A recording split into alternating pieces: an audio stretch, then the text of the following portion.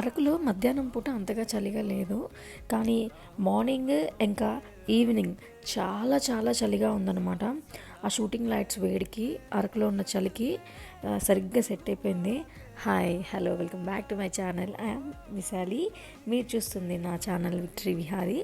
ఈరోజైతే మేము అరకులో ఉన్నాము. వీళ్ళంతా షూటింగ్ చూడడానికి వచ్చిన లోకల్ ట్రైబల్స్లో ఉన్న వాళ్ళు.